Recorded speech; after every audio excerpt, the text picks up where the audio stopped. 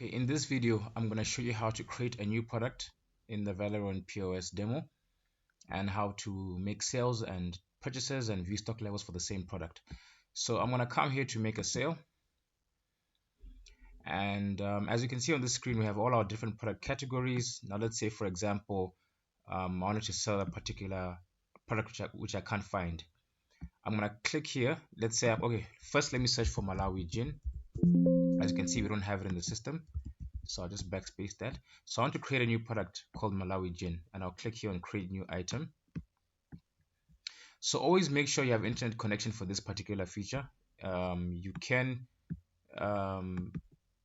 make products while you're offline, but ideally you want to do it while you're online so that people who are using other devices on your same account are able to see. So I'm gonna say Malawi gin, let's say 500 mils or 750 ml bottle. I don't have any barcode. I'm just going to click on this button to randomly create a barcode for me. So now we have a number which corresponds to Malawi gin, and this is a unique number. This unique number will not be repeated for any other product. So let's say we order it for 300 kwacha, and let's say we sell it for 650 kwacha. And let's say we have 20 available right now in our shop. So I'll come down here. We don't do wholesale. If you want to do wholesale, you can do wholesale, but in this video I'll skip wholesale. And under category, I want to say it's alcoholic. Alcohol. I need to fix that. So I'll fix that to change alcoholic. If I don't have the category here, I can always just click on this plus button and I'll create a new category which I can assign to the particular product. Categories are very important because you must remember that whenever you're receiving your sales reports via email from the Valeron app, it will show you your sales by category. So you always want to make sure you assign a category. Now I'll come all the way down here to this particular one here, area code item type. So in Valeron, you want to make sure that you set item type to product if it's going to be physically tracked. So I want to be able to physically track these the quantity or the bottles which are in my shop. So I'll set it as a product. If I do not want to track the quantities, then I'll save it as a service. So a service might be like a haircut, for example, or a hairstyle, something which you don't want to track physically in your inventory. But if I want to track it physically, I'll save it as a product or a raw material. Otherwise, a service, or I'll save it as a product, an asset, or raw material. Otherwise, a service or booking appointments don't get tracked on the stock levels area. So that's the last thing I will do. These other ones are just for taxation purposes. I'll skip all of them. So remember, we have the name of the product, the item number, the order price, which is how much we purchase from the supplier, selling price, how much we sell to the customer, how many we have available, the category of the product, and the type of product that it is, or the type of item which is a product. So I'll save.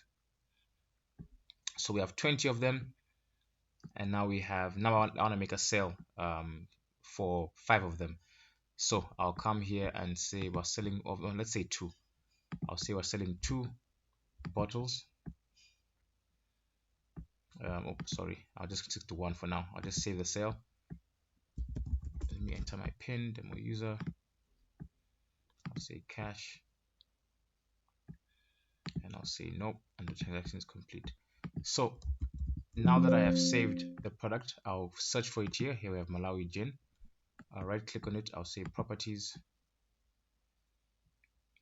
and I'll say stock levels. And as you can see, initially I entered 20, but we sold 1, so I have 19 available. So let's say I want to now enter a purchase for about 12 bottles. I'll come to menu. I'll go to enter expenses / purchases. Again, I'll search for Malawi gin, and let's say we want to buy 12 of them. So I'll say 12. Okay, and I will save. Approve this purchase. We'll say cash, and I'll say nope. And so now we have saved all the 12. So I'll come now. I can either come right here and say properties, and you see it should show 31 bottles now since I were 19 plus 12. Yeah, we are now 31. Or I can come here to menu, stock levels, and here I would just say Malawi Malawi gin, 31 bottles. So you see I've entered a sale and a purchase for the same Malawi gin. After I created it right now, I can come to the transaction history and let me put just from today. So 7th of May, which is today, up to 8th of May tomorrow. I'll say load items. I want to see all the items I've sold just for today. And there we have Malawi gin once, which was sold, and we made 600 kwacha from it. Or that's using the sales. If one of you purchases, I'll say purchases like that, and I'll say all items again. And there we have the purchase that we made for 12 bottles for Malawi gin. So that's how you can view the purchases that you've made. You can view the sales that you've made. You can view the stock levels, how many are available. You can make a sale. I can even right click on here and I can say view properties once more, and I can come and say once again stock levels. So you can always just view properties of any product. Whenever you're seeing a product, just always right click on it and then say view properties, and you'll be able to come and see the properties of the product, the stock levels, and so on and so forth.